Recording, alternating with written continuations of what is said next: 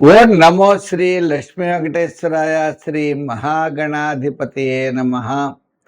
కరారవిందేన పదారవిందం ముఖారవిందే వినివేశయంతం వటస్య పత్రస్య పుటే శయానం బాలం ముకుందం మనసా స్మరామి. మనకి ఆగస్టు నెల కృష్ణాష్టమి అంటే మరి రాబోయే శ్రావణ మాసం కదండి. చేత ఆ కృష్ణుడు మమ్మల్ని రక్షించుగాక. ఈ ఆగస్టు నెలలో మన రాశులకి ఏ విధమైనటువంటి ఫలితాలు చెప్పబడ్డాయి? అనుకూలంగా ఉంటే వేగంగా పెడతాం, అనుకూలంగా లేకపోతే దానికి పరిహారం చేసుకుంటూ పాజిటివ్ వైబ్రేషన్స్ డెవలప్ చేసుకుంటూ మనం మరింత శక్తితో మరింత ప్రయత్నంతో ముందుకు పెడతాం, విజయం సాధిస్తాం. అంటే జ్యోతిష్యం ఎప్పుడు కూడా మనకి విజయం సాధించడానికి ఒక మార్గదర్శికగా ఉంటుంది. నువ్వు ఇలా పెడితే నీకు మంచి జరుగుతుంది, ఇలా వెళ్ళొద్దు అని నిషేధిస్తూ ఉంటుంది. మరి జ్యోతిష్యం అనే పదానికే కాంతి అనే అర్థం. లైటింగ్ మనల్ని నడిపిస్తుందా? మనమే నడవాలి. ఆ విధంగా మనకి ఆగస్టు నెలలో గ్రహాల యొక్క సంపుటి చాలా అనుకూలంగా ఉన్నది. తద్వారా మన రాశుల ఫలితాలు మనం తెలుసుకుంటూ దానికి సంబంధించినటువంటి సులభమైన పరిహారాలను ఆచరిస్తూ మనోధైర్యంతో, మానసికమైన ధైర్యంతో, ఆత్మస్థైర్యంతో ముందుకు నడుద్దాం. మన రాశి గురించి తప్పకుండా తెలుసుకుందాం. తులారాశి.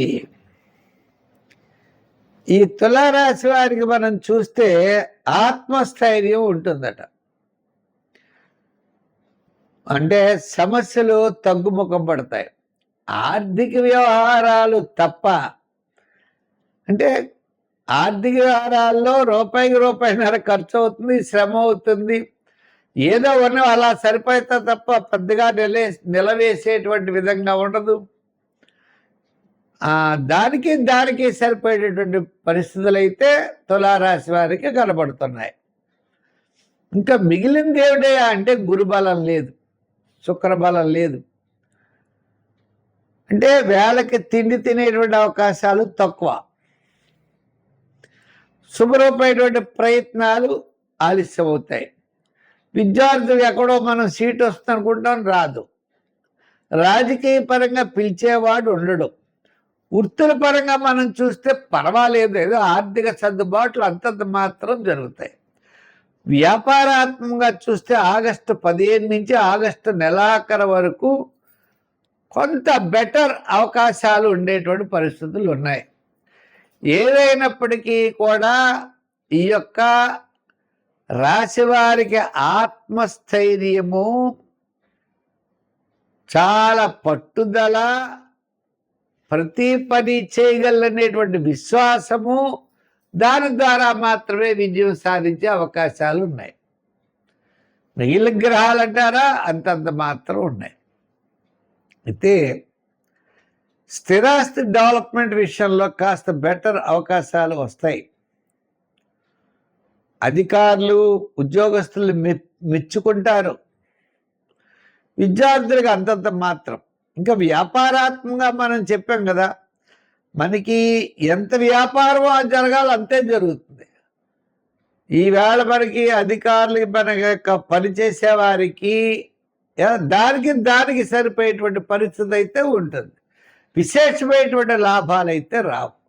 వివాహాది ప్రయత్నాలు, గృహ నిర్మాణాది ప్రయత్నాలు, ఇటువంటి ప్రయత్నాలన్నీ కూడా వాయిదా పడతాయి. అంచేత నిదానంగా వెళ్ళండి, విజయం సాధించగలుగుతారు. విద్యార్థులు కష్టపడాలి. రాజకీయ నాయకులకి సామాన్యంగా ఉన్నది. వృత్తుల వారు డెవలప్మెంట్ కోసం విశేషమైనటువంటి కృషి చేయాలి, ముఖ్యులను కలుసుకోవాలి. వ్యాపారాత్మకంగా ఆగస్టు 15 నుంచి జాగ్రత్తలుగా తీసుకున్నట్లయితే కాస్త పర్వాలేదు. సంఖ్యల్లో 5, 6, రంగుల్లో గ్రీన్, తెలుపు, ఆరాధనలో శివుడిని వదలకండి.